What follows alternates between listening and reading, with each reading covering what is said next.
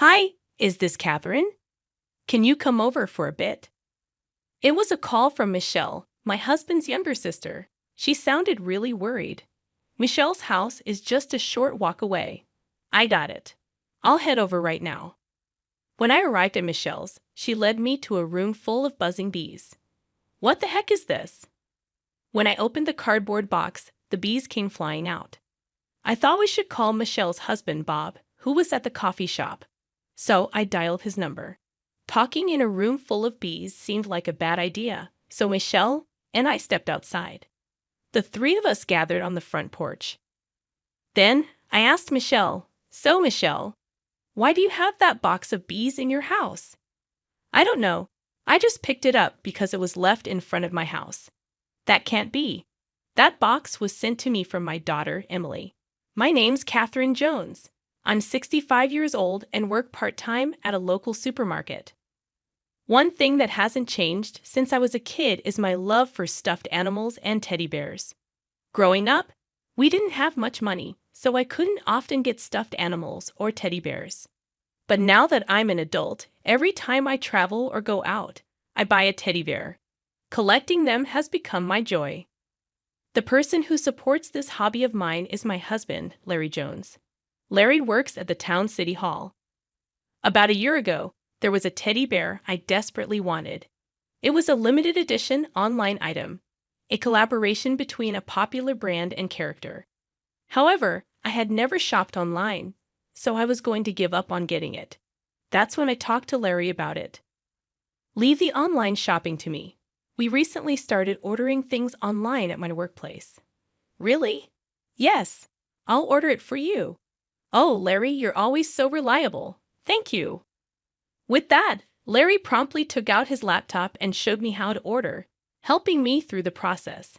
Whenever I had troubles, Larry was always there to help. After that, I began to order everything online, from daily necessities and groceries to even teddy bears. Around December of that year, the supermarket I worked at entered its busiest season. Being experienced at the job, I started working almost every day. With this busy schedule, I had limited time to pick up items I'd ordered online. Larry was even busier. Because of this, I decided to reconsider how I received my deliveries. Recently, I learned that there's a way to have my packages left by the front door even if no one is home. They'd leave the package there. So from then on, I've primarily been using this service for my packages. Just the other day, while I was on break at work, I received an email from the delivery service. It was a notification that my package had been delivered. I'd received similar emails many times before, so it seemed normal. However, when I got home later and entered the gate of my house, arriving in front of the door, I looked around at the ground. The package that should have arrived wasn't in its usual place. Thinking of other possibilities, I stepped back outside the gate. "Strange," I muttered. The sound of crows echoed in the sunset-colored sky. Larry hadn't returned from work yet, but it was about time he'd be coming home with dinner to prepare before he got back. I decided to set aside the delivery issue and went inside. Once I started cooking, I got so focused on the task that I completely forgot about the missing package. The following days were busy with house chores and work, and I hadn't found the time to address the undelivered package. Then, on a Sunday morning that weekend while watching the news, Larry said, "I'm in the mood for that omelette." He was referring to the omelette from a cafe we often visit. This cafe is run by Larry's sister, Michelle, and her husband, Bob, is the chef and owner of the place. Both of us, having a rare day off, decided on a whim to visit that cafe. Larry suggested, "Would you like to go to that cafe?" "Sounds good, let's go," I agreed. Though we call it our favorite spot, we only go about once a month. Usually, it's when either Larry or I express a desire to visit, because Bob's omelettes are exceptional and one of Larry's favorite dishes. That day, like many others, we decided to head over to the cafe. The cafe is just around the corner from our house. Under a cloudless blue sky, the two of us walked towards the cafe. Upon opening the door of the cafe, a metal doorbell jingled. "Welcome." "Hey, here you are. Thanks for coming in. Please take a seat at the counter," Michelle greeted us. We were guided to seats right in front of the kitchen counter. Well, both of you together. How are y'all doing? Bob asked. As always, we're doing well, Larry replied. Even though there were only 4 people inside, the atmosphere felt bustling. I really love this cheerful vibe. Thinking this place is wonderful, I asked. Bob, can we get 2 of the usual? Leave it to me, Bob said with a smile. With that, Bob began cooking. He skillfully cracked and whisked 4 eggs, pouring them onto a pan and shaping them. He served them onto 2 plates, adding some Italian parsley, and then passed them to Michelle. Here you go, 2 servings of omelets, Michelle said, placing the plates in front of us. This is so delicious. I've had it many times and know the taste, but it's the kind of dish I suddenly crave. And it's always delicious, Larry commented happily. After we finished eating, we were served coffee. This dish is always so tasty, isn't it? Thank you, I said gratefully. With that, Michelle sat across the counter facing me. That's when I noticed something. Michelle was wearing earrings that looked just like the ones I'd ordered online. Without thinking, I said, Michelle, those earrings are so cute. Where did you get them? Michelle replied with a smile. Oh, really? Thank you. I got them online. Yeah, online shopping sure is handy, I remarked. Michelle nodded and said, yeah, that's right. But when I'm running this cafe all the time, I hardly get back home during the day. I don't even have time to receive packages. Well, how about asking to have your packages left by the door? I suggested. Michelle looked a bit surprised and asked, is there such a thing? At that point, I decided to explain the concept of the service in detail. As I was explaining, I recalled and shared my own experience with it at home. It's a good service, but sometimes there are mistakes. There have been a few instances where I haven't received my packages even though I've paid for them. I really should call the courier company about it, but I just haven't had the time. Michelle responded empathetically. Oh, I see. So that happens. I took this moment to check the status of my packages to be delivered.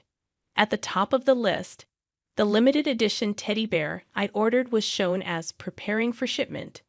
I pointed it out to Michelle and said, look, Michelle, it says it hasn't been delivered yet. Then I pointed to the second item which read delivered. It was a cosmetic product. This should have already arrived at my place, I added, but it hasn't. That's strange. I hope you find it, Michelle replied. At that moment, I looked over at Larry. Larry and his friends were having a different conversation, but soon they joined in on our topic. Well, guess we should just wait for it to be delivered someday, Larry said with a carefree smile. Larry's always been such a laid-back guy. He doesn't seem to take things too seriously. We continued our casual chat for a while before leaving the cafe. On the way home, I impulsively checked the delivery history on my smartphone. Nothing had changed. Most of the packages were marked as delivered. I wondered why it hadn't arrived and thought of various possible reasons. Maybe the local post office was holding it, or it got delivered to the wrong house. I was pretty sure no one in my neighborhood would just take a package left outside someone else's door. Right now, I was mostly concerned about whether that limited edition teddy bear would be delivered as promised. Whether or not I pursued the issue would depend on if that teddy bear arrived. That's what I was thinking to myself. 2 days had passed since I went to the coffee shop. Right after work, I eagerly checked my smartphone. At last, the delivery status of the limited edition teddy bear I had been longing for re-delivered. I quickly changed out of my work clothes and started to walk home faster. Once home, I looked for the package, but I couldn't find a box anywhere. I still hadn't figured out why the package hadn't arrived at my place, and I was getting pretty frustrated.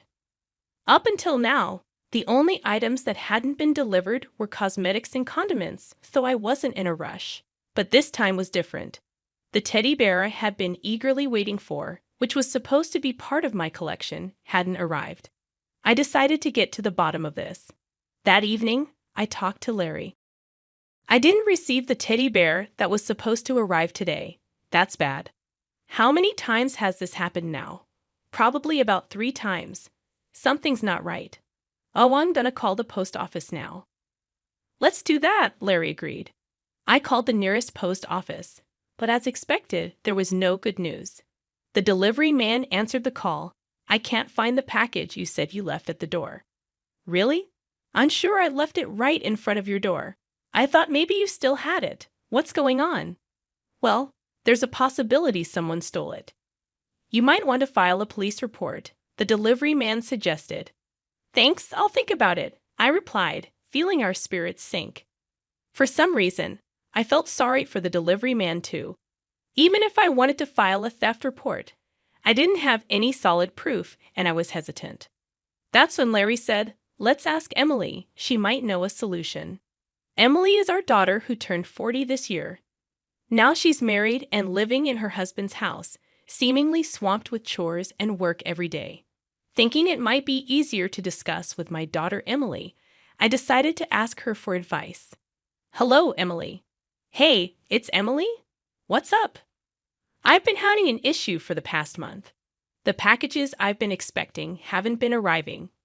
I thoroughly explained to Emily the situation with the recent missing deliveries. Of course, I also mentioned that the delivery guy was certain he had dropped them off.